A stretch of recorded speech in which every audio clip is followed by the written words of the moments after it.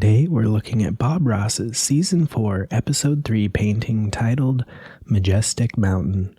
This painting features a prominent almighty mountain and some green foothills rolling away from the base. Let's get started. The line work is very quick and rough. I've toyed with the idea of spending more time in this phase of the drawing. I might add more detail the next time I'm in this phase and maybe even add in some gray tones to indicate values.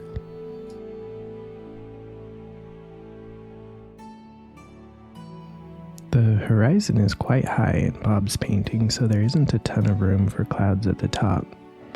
I rough out the clouds using the circular brush and then start filling in the shadows and highlights. Once the colors are in there, I start mixing them into one another using a smaller circular brush.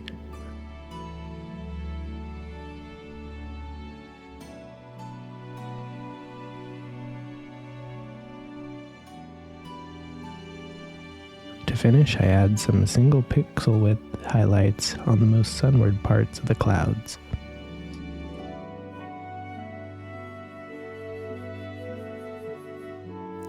The mountains are definitely the most prominent feature of this Bob painting.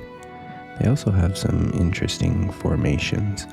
The very top of the mountain seems to be set behind the lower two-thirds of the mountain. I'm not sure I was able to portray a convincing mountain using the same formation as Bob, at least for the top. If I were to go back and redo this mountain, I think I would try and come up with my own rock formations rather than trying to copy the reference. I'm trying a different approach to the mountains than I've done in the past. Instead of spending a lot of time putting extra texture into each face of the mountain, I'm trying to leave more sheer mountain faces with bigger blocks of continuous color. I think this ends up giving a bit more of a cartoony effect, and I kind of like it.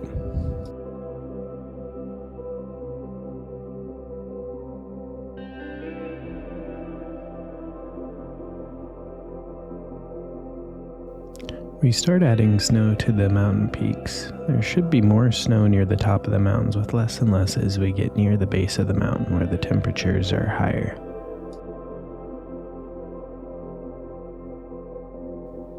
I start with the snow on the brightest faces of the mountain, but it's important to remember to change the value of the snow to correspond with the amount of sun or shadow that will be hitting the snow.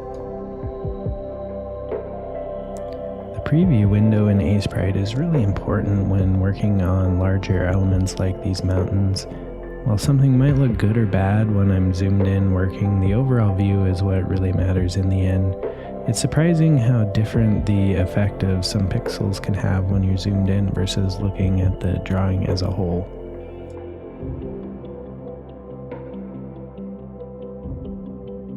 The foothills are sweeping grass ridges that flow away from the base of the mountain. I wasn't quite sure how to tackle these, so I started stroking in the high points of the ridges with a yellowish color in the palette. I realized that there were some distant trees at the base of the mountain as well, so I made some quick tree lines in two different colors to place in front of one another, hoping to give them some depth. For the highlights and the shadows of the grass ridges, I decided to try the gradient tool, but I didn't want it to look too uniform, so I messed up the pattern a bit. The spray brush tool in Sprite worked pretty well for making some messy textures for the grass.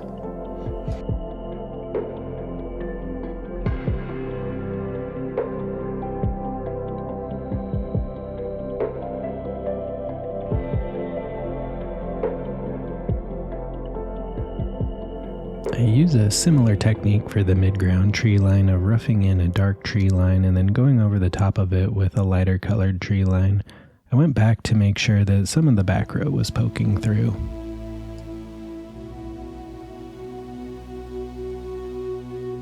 For these grasses, I wanted to use a similar style as the mountains with bigger continuous swaths of color. I think this gives the effect of some deeper grasses, which is kind of cool.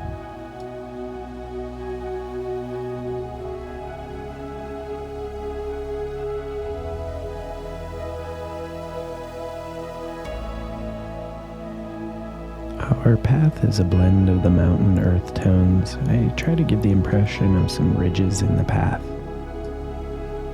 I tried to go with a more saturated set of greens and yellows for the foreground trees. I don't think it quite accomplished what I was hoping for, which is to differentiate it from the other muted green tones in the drawing. Instead, it ended up looking out of place in the environment. That's fine though, because we can go back and adjust the colors of each layer at any time. I end up adjusting a few of the layers before the end of this one.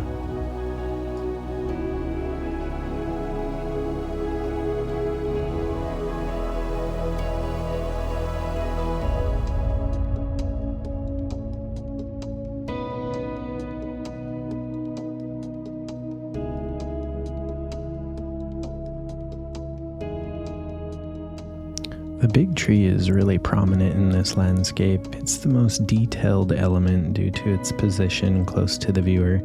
I try to give an indication of detail in the bark by mixing the colors pretty fully while keeping the lighter values on the sunward side of the tree and the darker values in the shadows.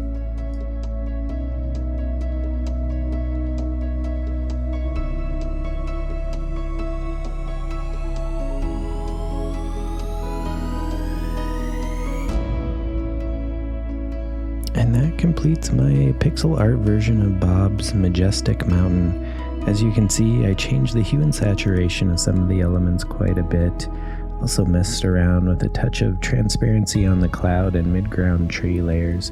I hope you enjoyed this drawing, and I will see you all next time. Until then, good night.